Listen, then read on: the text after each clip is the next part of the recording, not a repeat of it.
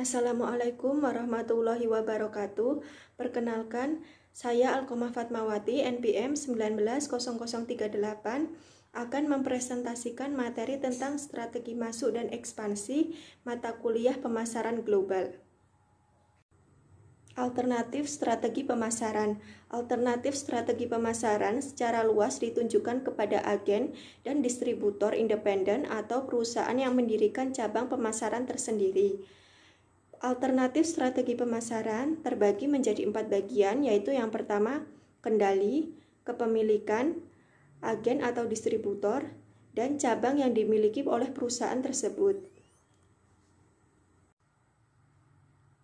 Alternatif strategi pemasaran. Alternatif strategi pemasaran memiliki dua komponen yang paling utama, yaitu yang pertama agen atau distributor. Keunggulan dari agen atau distributor yaitu dibutuhkan sedikit investasi dan memiliki kelemahan yaitu perusahaan tidak membentuk kehadiran pasar dan perusahaan tidak bisa mengendalikan usaha-usaha pemasarnya. Dan yang kedua ada perusahaan cabang yang bekerja sama dengan agen atau distributor. Memiliki keunggulan yaitu perusahaan menghadirkan cabang di pasar lokal dan mengendalikan usaha pemasaran secara efektivitas biaya dan memberikan keunggulan terhadap kemampuan distributor atau agen yang bekerja sama dengan perusahaan tersebut. Model keputusan masuk ekspansi global dibagi menjadi dua bagian, yaitu produksi lokal dan ekspor. Masalah pertama yang harus dikenali oleh perusahaan yang berekspansi global adalah apakah akan mengekspor atau memproduksi secara lokal.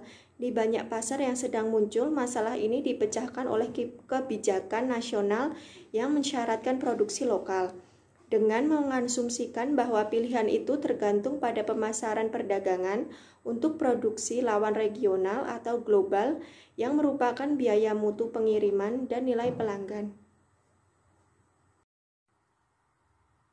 Alasan untuk berekspansi global. Yang pertama, oportunistik perkembangan pasar global atau pasar diversifikasi. 2. Setelah pelanggan di luar negeri atau kepuasan pelanggan. 3. Mengejar diversifikasi geografis atau iklim, topografi, ruang, dan lain-lain. 4. Pemanfaatan tingkat pertumbuhan ekonomi yang berbeda atau skala mendapatkan dan ruang lingkup. 5. Memanfaatkan perbedaan siklus hidup, produk atau teknologi. 6. Mengejar potensial di luar negeri. 7. Mengglobal untuk alas dan defensif. 8. Mengejar logika global atau imperatif baru yang termasuk pasar dan keuntungan. Kepemilikan dan kendali terbagi menjadi 4 bagian, yaitu yang pertama lisensi. Perjanjian kontraktual di mana satu perusahaan atau pemberi lisensi membuat aset tersedia bagi perusahaan lain atau penerima lisensi dengan memberi atau membayar royalti, bea lisensi atau beberapa bentuk kompensasi lainnya. Kedua, investasi patungan. Setelah perusahaan memperoleh pengalaman di luar negara asal melalui ekspor atau lisensi dan usaha patungan, waktunya bagi perusahaan dengan berusaha apabila bentuk partisipasi yang lebih luas di pasar global. Yang ketiga, investasi kepemilikan, suatu bentuk partisipasi yang lebih ekstensif di pasar asing daripada mengekspor atau memberikan lisensi adalah usaha patungan dengan mitra lokal. Dan yang keempat, investasi di negara. Investasi di negara-negara berkembang tumbuh dengan cepat di tahun 1990-an. Daya tarik perkembangan perekonomian itu adalah pertumbuhan yang cepat, perluasan daya beli, dan perluasan pasar. Strategi ekspansi pasar terdapat dua bagian, yaitu yang pertama konsentrasi dan diversifikasi. Strategi alternatif, model tahap-tahap perkembangan atau tahap pertama. Dibagi menjadi 5 bagian, yaitu yang pertama domestik, 2 internasional, 3 multinasional, 4 global, dan yang terakhir transnasional.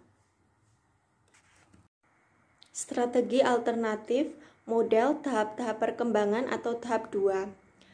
Karakteristik organisasi terbagi menjadi 5 bagian, yaitu domestik, 2 internasional, 3 multinasional, 4 global, dan yang terakhir transnasional. Tahap dan perkembangan terbagi menjadi 3 bagian, yaitu aset kunci, peran, unit negara, dan pengetahuan. Strategi alternatif, model, tahap-tahap perkembangan atau tahap ketiga. Tahap-tahap perkembangan ketiga memiliki kekuatan di setiap tingkat, yaitu yang pertama internasional, mampu mendayagunakan pengetahuan dan kemampuan perusahaan induk lewat divisi produk seluruh dunia. Yang kedua multinasional, kemampuan fleksibel memberikan respon pada perbedaan nasional. 3 global, pasar atau pemasok global dijangkau yang menyetarakan organisasi, keterampilan, dan sumber daya di negara sendiri.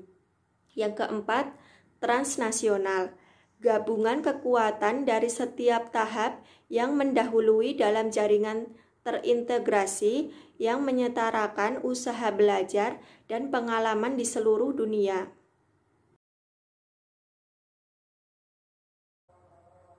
Sekian presentasi dari saya, kurang lebihnya mohon maaf. Wassalamualaikum warahmatullahi wabarakatuh.